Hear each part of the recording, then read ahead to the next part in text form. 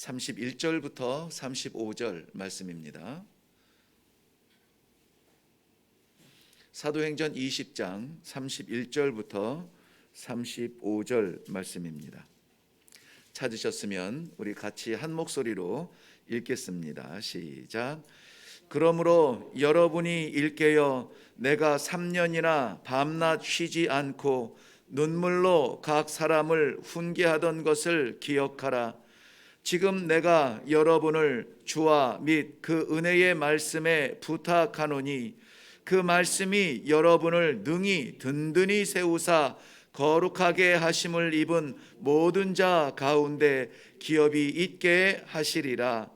내가 아무의 은이나 금이나 의복을 탐하지 아니하였고 여러분이 아는 바와 같이 이 손으로 나와 내 동행들이 쓰는 것을 충당하여 범사에 여러분에게 모본을 보여준 바와 같이 수고하여 약한 사람들을 돕고 또 주 예수께서 친히 말씀하신 바 주는 것이 받는 것보다 복이 있다 하심을 기억하여야 할지니라. 아멘. 아멘. 네, 오늘 말씀은 기억하라로 시작해서 기억하여야 할지니라로 끝나고 있습니다. 이것은 흔히 우리가 이 성경을 해석할 때 이런 본문에서 샌드위치 기법처럼 이렇게 이해를 하고 있는데요. 샌드위치 여러분 아시죠? 좋아하시죠? 그 안에 이 모양 저 모양 다양하게 넣어서 아주 맛있는 음식이 됩니다. 그런데 안에 아무리 귀한 재료가 준비되어 있어도 그 양쪽에 빵 하나 덮고 빵 하나 깔고 해서 감싸서 먹어야지, 그렇지 않으면 이걸 어떻게 먹을 방법이 없어요. 하나님의 말씀 이런 본문 가운데서도 시작할 때에 어떤 말씀으로 우리들에게 주시고 마무리할 때 동일하게 이렇게 강조할 때에 우리는 샌드위치 기법을 사용했다, 이렇게 문학적으로 이해하고 있습니다. 그만큼 이 양쪽에 덮어놓은 이 빵 조각도 중요합니다. 이것이 브라운 브레드일 수 있고요, 화이트 브레드일 수 있고요. 그것에 따라서 우리는 눈이 먼저 즐겁게 되겠죠. 오늘 우리가 마음을 열고 오늘 말씀을 받을 때에 무엇보다 우리의 심령이 기뻐서 마음이 열려야 하는 것은 기억하라는 말씀이에요. 기억하라. 말씀을 받는 것으로 만족하지 아니하고 말씀을 따라 사는 삶으로 우리가 하나님 앞에 나아가는 거죠. 그러므로 말미암아 오늘 말씀도 역시 무엇을 우리들에게 주시든지 간에 기억하시고 그 삶의 현장마다 하나님께서 보내시는 자리마다 깨닫게 하는 그 말씀들이 삶의 자리에서 나타날 수 있는 복된 시간이 되기를 바랍니다. 마케도냐에 머물고 있던 바울 사도는 이제 급하게 예루살렘으로 돌아가려고 합니다. 두 가지 이유에서 굉장히 서두르고 있는데요. 하나는 오순절 전에, 오순절이라고 하는 것은 굉장히 유명한 절기죠. 잘 알죠. 오순절 전에 예루살렘에 도착하기를 바랬어요.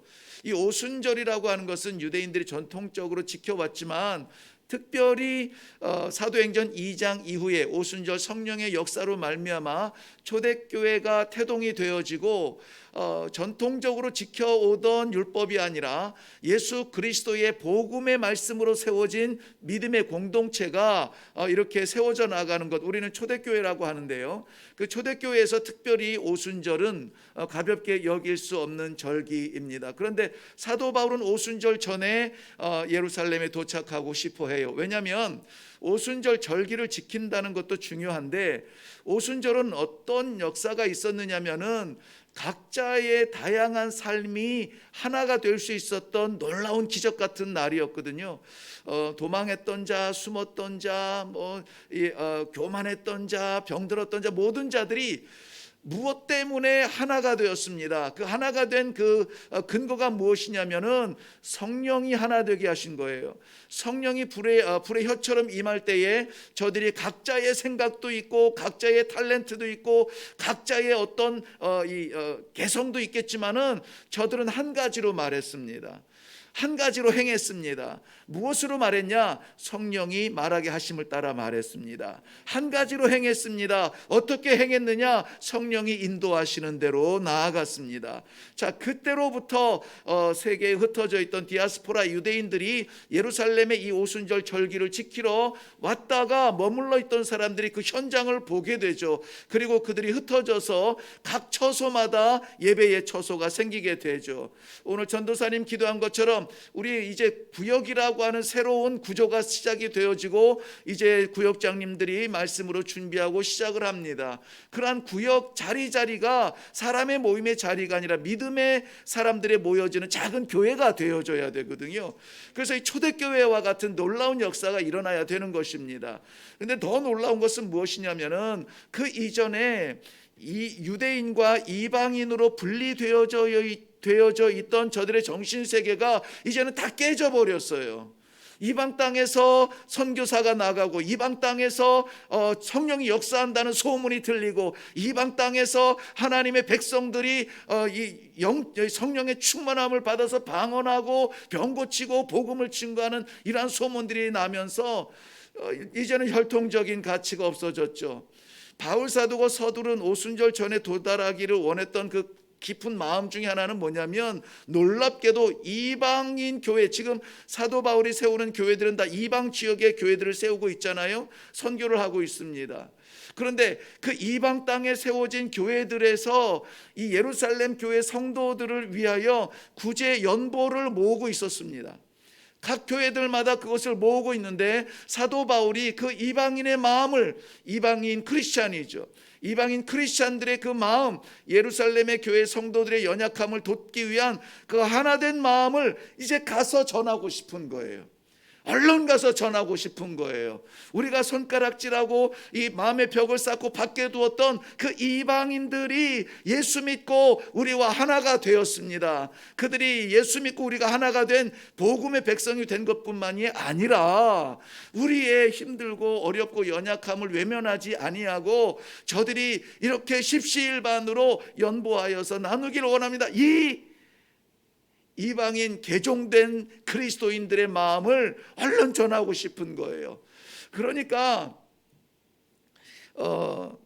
이 마케도니아에서 예루살렘으로 가려면 우리 지금 연상을 할 때 터키의 서쪽 지역에 있는 항구를 거쳐 이렇게 해서 이제 가게 되죠. 그리스에서 터키를 지나서 예루살렘, 이스라엘로 가야 되니까요. 그런데 원하는 대로 이렇게 갈 수가 없는 거예요. 오늘 없어? 그럼 내일 가지. 이것이 아니라 닥치는 대로, 길이 열리는 대로 막 가게 되는 것입니다. 그래서 먼저 만난 배가 밀레도라고 하는 지역에 머물게 돼. 밀레도는 살짝 그 에베소 지역을 지나서 내려온 항구, 남쪽에 있는 항구예요. 한 50km 정도 밑이라고 하는데요. 제가 잘 알지는 못합니다만 여기서 인천이 얼마나 될까요? 한 3, 40km 될까요? 우리 몇 킬로? 62km? 네, 박수. 놀랍습니다. 정말 많은 거를 아는데 이 정도일 줄은 깜짝 놀랐습니다. 62km랍니다. 그러니까 여기에서 인천이 제 설교 원고를 보신 건 아니죠? 네. 인천이 채 안 되는 거리예요.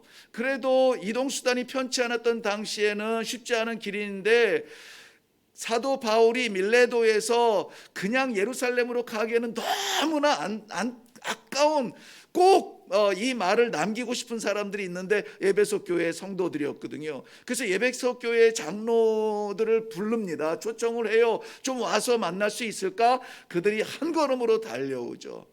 자, 이제 오늘 본문은 어디인가요? 25절 말씀 한번 보실래요?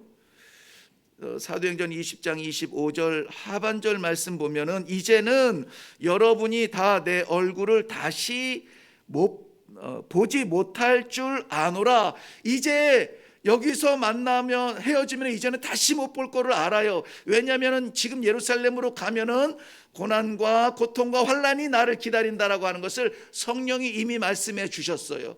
그러니 마음 쏟고 정성 쏟았던 이 에베소에 돌아오지 못할 것을 아니까는 이 순간은 마지막 순간이에요. 마지막 순간. 많은 교회들, 세운 교회들이 전부 다 귀하고 마음에 남겠지만 에베소 교회는 바울 사도에게 있어서는 굉장히 중요한 곳이었고 3년이 넘도록 거기에서 복음을 증거하였고 그 헌신을 통하여서 이 터키 지방과 아시아 지방의 모든 사람들이 복음을 들었다고 말할 만큼 그렇게 마음을 쏟았던 자리입니다. 그들을 이제 다시는 못 본대요. 다시는 못 본대요. 그러니까 오늘 말씀의 이 31절부터 35절까지의 말씀은 사도 바울과 우리가 잘 아는 에베소 교회의 그 끈끈한 사랑이 마지막 만남이 되는 자리예요. 36절 7절 나가보면 저들이 이제 마지막인 걸 알고 서로 끌어안고 무릎을 꿇고 울면서 사도 바울을 보내거든요. 이럴 때 사도 바울은 마지막 잊을 수 없는, 잊어서는 안 되는, 반드시 기억해야 되는, 그가 이제까지 에베소 교회에서 복음을 증거했던 그 모든 복음의 엑기스, 얼마나 많은 설교를 했고 얼마나 많은 강의를 했겠습니까? 그런데 그 모든 설교, 강의, 그러한 복음 이런 것들을 다 통틀어서 이것만은 잊지 말아라 하는 거예요. 이것만은 잊지 말아라. 이것은 우리들에게도 중요한 말씀이겠죠. 도대체 무엇이길래 바울 사도가 그 정성을 들였던 사랑하는 에베소 교회의 장로들을 불러다가 마지막 인사 헤어지는 때에 요건 좀 기억해달라고 다오라고 말할 수 있었던 그 중요한 유언과도 같은 말씀은 무엇일까?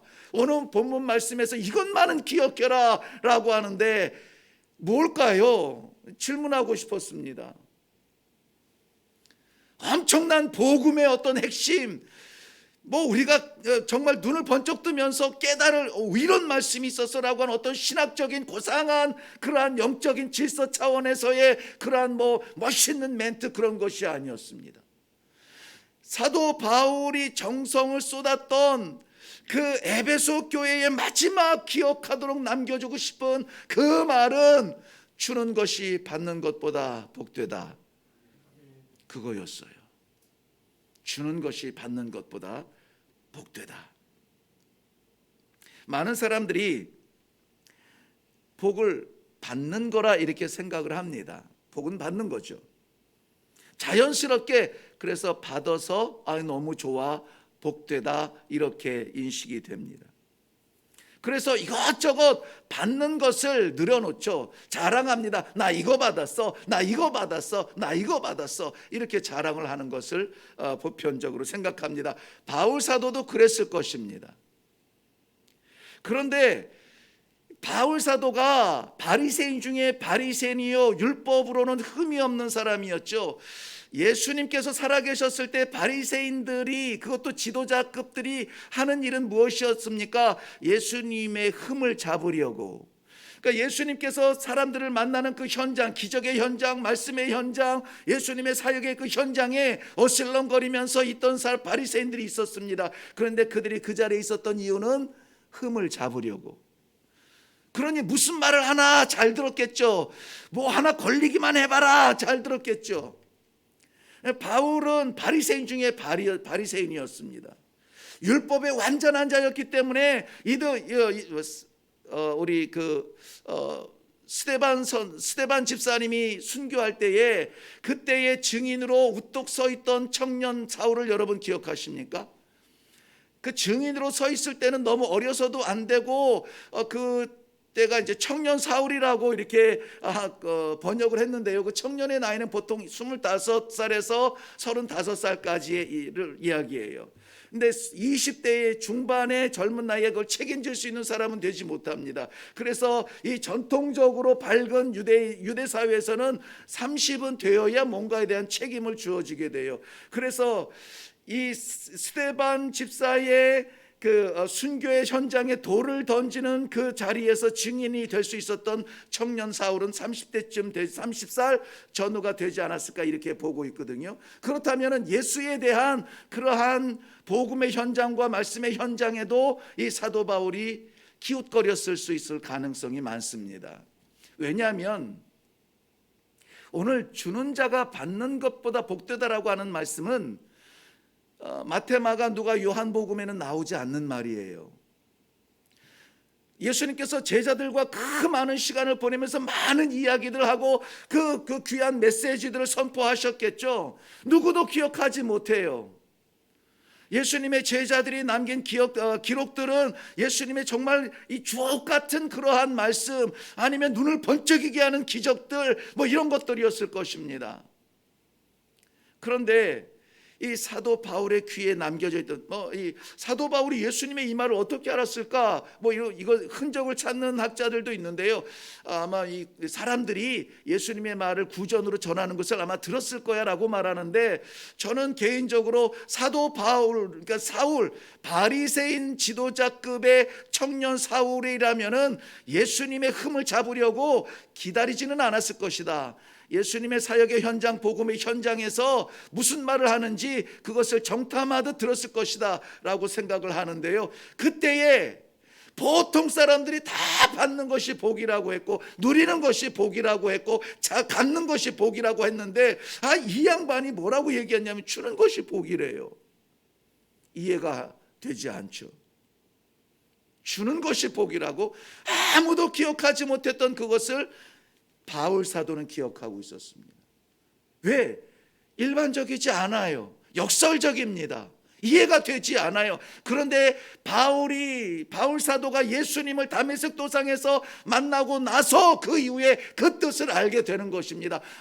그래서 하나님이 그 아들을 주셨구나. 그래서 예수가 십자가에서 자기의 생명을 주셨구나. 주는 자가 복되다라고 하는 것이 우리의 질서에서는 이해되지 않지만 하나님은 그것을 하심으로 말미암아 깨달으신 분이구나. 그래서 내가 살았구나. 하나님이 아들을 주셨기에 내가 살았고, 예수님이 십자가에서 생명을 주셨기에 내가 살았구나. 그래서 주는 것이 복되다는 말이 예수 믿고 나서야 이해가 되어지는 것입니다. 오늘 본문 24절 말씀에도 보면은, 그렇기 때문에 나도 이 복음을 여러분들에게 주는 일에 내 생명을 조금도 아깝게 여기지 않는다라고 스스로 고백하고 있습니다. 여러분, 성도 여러분, 주는 것이 받는 것보다 복된 것입니다. 이것을 기억하라 라고 사도 바울은 에베소 교회의 성도들에게 유언과도 같은 복음의 핵심, 내가 믿는 믿음의 핵심, 오늘도 흔들리지 않고 성도로 버틸 수 있는 그 뿌리 무엇이냐? 주는 것이 받는 것보다 복되다라는 것입니다. 몇 분들과 이야기를 나누면서 꼭 그것 때문에 이 말씀을 나누는 것은 아니에요. 이 말씀에서 저는 감동을 받았습니다. 그렇기 때문에 우리 성도님들 동일한 마음을 갖기를 원하여서 이 말씀을 나눕니다. 지금은 뭔가 일을 벌릴 때는 아니라고 생각을 합니다. 지금은 조금 더 안정을 취하고 조금 더 정돈을 하고 조금 더 우리가 괜찮아지면은 그때 뭔가 액션을 취하는 게 낫지 않을까요? 라는 생각을 할 수가 있습니다. 그때에 주신 말씀이 이 말씀이었어요. 주는 것이 받는 것보다 복되다. 왜요? 하나님께서 주시는 아버지이기 때문에 그렇습니다. 우리 하나님은 주시는 아버지세요. 우리 아버지 닮아야 되지 않겠습니까? 아버지 닮는다면 주시는 하나님을 닮아야 돼요. 마태복음 6장 26절 이후에도 공중의 새를 보라, 심지도 않고 거두지도 않고 창고에 모아 들이지도 아니하되 너희 하늘 아버지께서 기르시나니 너희는 이것들보다 귀하지 아니하냐. 트레베카파를 보라, 수고도 아니하고 길쌈도 아니하느니라. 오늘 있다가 지는 들풀도 하나님이 이렇게 입히시거든. 하물며 너희일까 보냐. 너희는 하나님이 들풀을 가꾸시는 것보다, 하늘의 새를 날게 하는 것보다 더 귀한 사람이고 더 귀한 백성이고, 그렇기 때문에 더 귀한 것으로 너희들에게 주시지 않겠느냐. 왜 무엇을 먹을까 무엇을 입을까 고민하느냐. 하나님의 뜻을 구하라 라고 말씀하시는 거예요. 하나님께서는 우주 만물을 지으셨습니다. 지은 것이 하나도 그가 없이 된 것은 없다고 성경은 말했습니다. 하나님께서는 그의 형상을 따라서 사람을 지을 때는 참 좋아하셨습니다. 그래서 땅을 다스리는 권세도 주셨고 에덴에 살 수 있는 축복도 허락해 주셨습니다. 그런데 사람은 만 가지 받은 것을 잊어버리고 한 가지 자기의 욕심을 채우기 위하여서 하나님과의 약속을 깨트리고 선악과를 따버립니다. 괘씸하죠. 그런데 우리 아버지는 자기를 배반한 이 사람들을 위해서 우리 아버지의 가장 소중한 것을 주십니다. 요한복음 3장 16절, 하나님이 세상을 이처럼 사랑하사. 누구를 줬어요? 독생자를 주셨으니 이는 누구든지 저를 믿는 자마다 멸망하지 않고 뭘 받아요? 영생을 받게 하려 함이니라. 그것을 위해서 독생자를 주셨대요. 우리를 위해서요. 하나님의 주신 사랑으로 오늘 우리는 이렇게 살아 있습니다. 모든 것을 다 주셨어요. 생명도 주셨고, 우리에게 기회도 주셨고, 건강도 주셨고, 일회교회도 주셨고, 믿음의 동지들도 주셨고, 구역도 주셨고, 우리에게 꿈도 주셨고, 모든 것을 주셨습니다. 하나님이 주시지 않은 것이 없어요. 다 주셨습니다.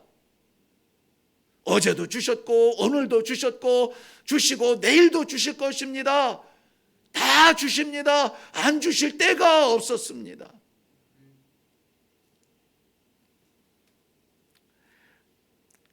요한일서 4장 10절 말씀에는 사랑은 여기 있으니 우리가 하나님을 사랑한 것이 아니요 하나님이 우리를 사랑하사 우리 죄를 속하기 위하여 화목제물로 그 아들을 보내셨음이라 라고 말씀하고 있어요. 성도는 없는 사랑을 억지로 끄집어내고 박박 긁어서 찾아내려고 막 인격적인 노력을 할 필요가 없습니다. 이미 주셔서 우리가 그 사랑을 받은 사람들이에요. 이미 그 사랑을 충만하게 받고 우리가 하나님을 찬송할 수 있는 자리에 있는 그러한 특권이 있는 사람들이 성도요, 그 모임이 이렇게 예배당에 함께서 예배를 드리는 교회입니다. 만들어내라는 말이 아니에요. 찾아내라는 말이 아닙니다. 하나님께로 받은 그 사랑을 증거하라는 것입니다. 우리의 사랑은 우리에게서 나오지 않습니다. 우리가 어떤 존재인데 우리 안에 사랑을 담고 있어요. 하나님이 주신 사랑이에요. 아버지가 주신 사랑입니다. 아버지가 생명처럼, 아니 생명을 주신 그 사랑, 우리 아버지의 사랑입니다. 기독교는 그래서 주는 종교예요. 성도는 그래서 주는 사람입니다. 기독교가 왜 기독교라고 불렸을까요? 우리 말로는 기독교지만은 크리스찬이티 이렇게 얘기하잖아요. 왜냐하면 그리스도를 따라가는 사람들이라는 말이잖아요. 그리스도를. 마가복음 10장 4절 이후에 보면 인자에 온 것은 섬김을 받으려 함이 아니라 도리어 섬기려 하고 자기 목숨을 많은 사람의 대속물로 주려 함이라. 예수님이 인자로 이 땅에 성육신 하신 것은 여기서 뭔가 누려볼까, 여기서 뭔가 찾아볼까, 여기서 뭔가 인정을 받아볼까가 아니라 자기 목숨을 대속물로 백성을 위하여서 주려고 오셨구나. 그럼 우리도 주려고 가면은 어떨까? 요한복음 4장 13절 이후에도 예수님께서 이렇게 대답하십니다. 이 물을 먹는 자마다, 이 물은 어떤 물입니까? 야곱의 물입니다. 조상 때부터 이스라엘 백성들을 먹여왔던 그 우물입니다. 그런데 예수님은 이렇게 말씀하세요. 이 물을 먹는 자마다 다시 목마르려니와 내가 주는 물을 먹는 자는 영원히 목마르지 아니하리니 나의 주는 물은 그 속에서 영생토록 솟아나는 샘물이리라. 우리 주님께서 주시는 그 샘물을 먹고 오늘 우리의 영적 갈증이 다 씻어지는 것입니다. 답답한데 안타까운데 찬송하면서 가슴이 뛰는 겁니다. 확신으로 보이지 아니하는 내일이 아니라 훤하게 보이는 하나님의 은혜, 하나님의 사랑 때문에 감사하며 찬송하는 것입니다. 미지의 세계로 나아가는 것이 아니라 하나님께서 열어주신 그 길을 기어가는 것이 아니라 달려가는 것입니다. 허덕거리면서 가는 것이 아니라 주님께서 주신 샘물을 마심으로 말미암아 날마다 새 힘을 얻고 나아가는 것입니다. 요한복음 6장 51절 말씀에는 나는 하늘에서 내려온 살아있는 떡이니 사람이 이 떡을 먹으면 영생하리라. 내가 줄 떡은 곧 세상의 생명을 위한 내 살이니라 하시니라. 예수님께서는 자기 스스로 떡이 되어서 우리에게 주셨습니다. 이스라엘 백성들은 하늘에서 내려온 떡은 금방 이해가 되어지죠. 만나를 맛보았기 때문에, 그거 먹고 살았기 때문에, 그거 먹으면 사는구나 하는 것을 알기 때문에 예수님께서는 나는 하늘에서 온 떡이라. 무슨 말이에요? 나를 먹으라는 것이죠. 예수 그리스도를 먹음으로 말미암아 살 수 있다라는 것이에요. 그 말은 무슨 말입니까? 떡으로 온 예수님이 잘 보관돼서 상자 안에 보관이 돼서 금칠을 하고 잘 보관이 되어서 영광 받으러 온 것이 아니라 내 몸은 뜯겨지고 내 몸은 찢겨지고 내 몸은 먹힐지라도 그 생명을 주기 위하여서 내가 왔다라고 말씀하고 있는 것입니다. 그래서 우리는 그 길을 걸어가고 있고요. 예수님께서 세상에 오신 목적은 나를 구원하기 위함이 맞습니다. 그러나 어떻게 해서 구원합니까?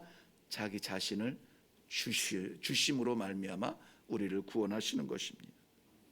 광야에 배고픈 사람들에게 보리떡과 생선을 주셨습니다. 병든 자에게 치유해 주셨죠. 아들을 잃고 통곡하는 어미에게 아들의 생명을 돌려주셨고 그 입술에 찬송을 주셨습니다. 결국 자기 자신을 십자가에 속죄 제물로 드려서 세상의 죄의 홍수를 막으셨습니다. 예수 그리스도의 복음은 주는 복음이에요. 예수 그리스도를 믿는 사람은 주는 사람이어야 합니다. 주어서 이 세상을 살리신 예수님의 길을 따르는 사람은 자신을 주어서 세상을 구원할 복음을 선포하는 사람입니다. 그렇기 때문에 교회는, 성도는 많이 채운 것을 자랑할 것이 아니라 많이 준 것을 자랑하는 그러한 존재, 독특한 존재, 세상이 이해할 수 없는 존재, 이 역설적인 존재, 바로 교회와 성도가 되어야 됩니다.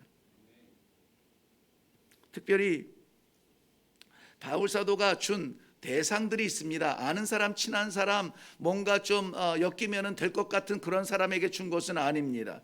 35절 본문 말씀에 보면은 그는 수고하여 약한 자를 도왔다라고 말해요. 약한 자를 도왔다.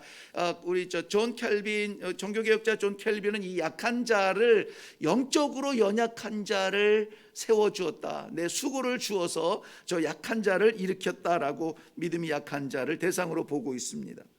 그런가 하면은 또 실질적인 면에서 이것을 해석을 하면은 경제적으로 약한 사람들, 마치 지금 이방인 성도들이, 이방인 개종된 그리스도인들이 예루살렘에 있는 성도들을 돕기 위하여서 이 구제의 연보를 한 것처럼 경제적으로 어려움을 당하고 있는 사람들을 수고하여 땀을 흘려 저들을 도왔다라고 말하고 있습니다.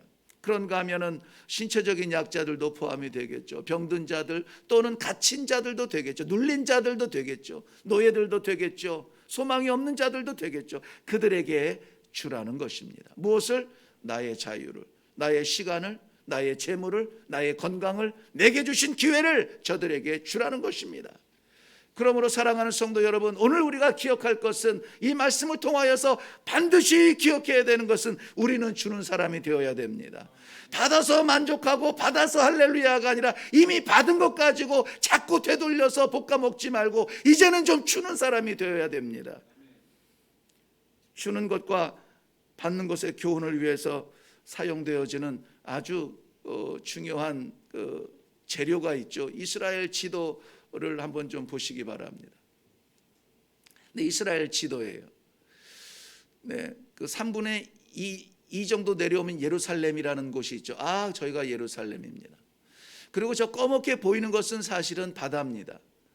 그 호수지만 워낙 물 없는 곳에서는 저 정도면은 바다라고 말하죠. 네, 저도 그것을 경험을 했습니다. 실개천 같은데 그걸 강이라고 하더라고요. 그리고 조금 이 우기철에 물이 차는 그런 계곡 같은 데는 바다라고 해요. 그래서 바다 건너 이렇게 해서 나는 뭐 어마어마한 큰 물이 있는 줄 알았더니 그냥 우리 교회 반도 안 되는 그 물길인데 그걸 바다라고 해서 아, 그렇구나, 이해가 되더라고요. 저 위에 있는 것이 갈릴리 바다고요. 그 밑에 훨씬 더 큰 것이 사해 바다입니다. 저 위에 보면은 가버나움이라고 그 조금 위에 있죠. 가버나움 위에 뭐가 있냐면 헬몬산이 있어요. 헬몬산. 그래서 이 갈릴리 바다가 채워지는 수원지 근원이 뭐냐? 헬몬산 위에 있는 만년설이 녹아 내려서 갈릴리 바다를 채운다. 그러니까 갈릴리 바다 입장에서 보면은 헬몬산에서 흘러나오는 눈 녹은 물로 받아서 갈릴리 바다가 되는 거예요. 작다면 작고 크다면 크지만은 아무튼 그 이스라엘 북쪽 지방에서 공급받는 생선의 중요한 창고가 되어지죠. 자, 그 갈릴리 바다는 저 밑에 있는 큰 바다 훨씬 더 크죠. 사해 바다라고 하죠. 요단강을 통해서 저 사해 바다로 흘려 보내고 있습니다. 계속 순환이 되죠. 헬몬산에서 받습니다. 그리고 사해바다로 내려보냅니다. 순환이 되기 때문에 그곳은 생명바다라 이름하여서 많은 물고기들이 살고 있죠. 그런데 저 밑에 보이는 큰 바다는 우리가 아는 사해 염해 바다입니다. 왜일까요? 받기는 받는데 흘려보내는 출구가 없어요. 늘 공급받는 입구는 있는데 이 공급받아서 채워진 것에 대하여서 나누어지는 출구가 없습니다. 모이면은 행복할까요? 모이면은 배부를까요? 저 바다는 사해, 즉 죽은 바다라 이렇게 말합니다. 죽은 바다라. 물론 지리적으로는 이 바다보다 낮은 곳, 흘러내려갈 수 없는 그러한 지형적인 위치를 가지고 있지만 의미상으로 보면은 받기만 하고 주지 아니하는 저 바다를 죽은 바다라. 우리는 그렇게 교훈하고 있습니다. 우리는 하나님께로부터 사랑을 받고 예수 그리스도의 구원의 은혜를 받고 하나님의 나라를 바라보며 살아갈 수 있는 교회요 성도가 되었습니다.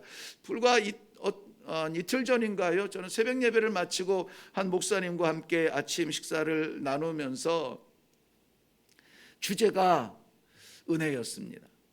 은혜밖에 없었어요. 그 고백이에요. 살아온 길 돌아보면 은혜밖에 없습니다. 지금 나의 삶의 현장도 은혜밖에 없습니다. 그래서 나도 거기에 숟가락을 하나 얹었죠.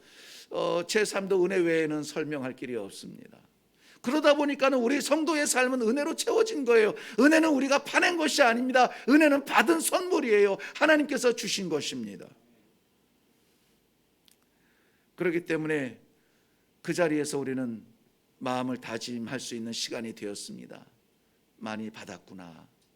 많이 받았구나.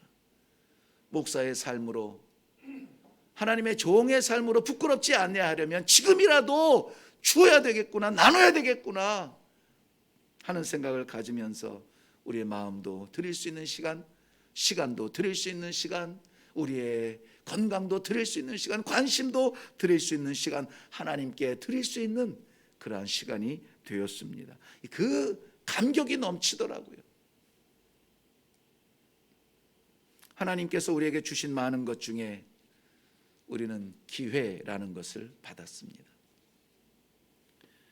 누군가 아직 곁에 있을 때, 누군가 아직 생각날 때, 누군가 아직 하나님께서 붙여주셨을 때에 우리는 줄 수 있는 삶을 살아야 합니다.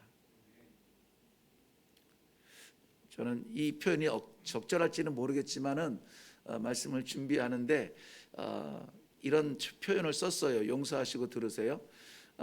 아무쪼록 그 주는 삶을 위해서 우리 갈고리 손가락을 부끄러운 줄 아시고 합죽선 부채 손가락을 펼치듯 나누는 시간을 계획하시고 꿈꾸시고 기도하시기를 바랍니다. 좀 표현이 유치했죠? 예. 갈고리 손가락은 뭐며 합죽선 손가락, 부채 손가락은 뭘까요? 아무튼 새기면서 꼭 이런 말 하잖아요. 그러면은 설교 다른 건 생각이 안 나고 이 예화 들은 이것만 생각이 난다고 그러더라고요. 그래도 좋습니다. 갈고리 손가락은 되지 말아야지, 부채 손가락 돼야지 하는 것만 생각이 나도 좋을 것 같아서 써보기로 했습니다. 많이 받으면 감사가 늘 것 같은데 그렇지 않습니다. 불평이 늘더라고요. 물론 많이 받는 것과 불평이 늘어나는 것 사이에는 무뎌짐의 시간이 있게 되죠. 처음에는 감격해서 와 이게 뭐야 감사합니다. 그런데 자꾸 받게 되면 이제는 자꾸 무뎌져요. 오늘은 뭐 주시려나, 오늘은 뭐 주시려나. 안 주면은 오늘 왜 안 주시지? 섭섭하게 되어지고요. 그것이 지나면은 이제 불평하게 되죠. 줄 때는 언제고 이러면서.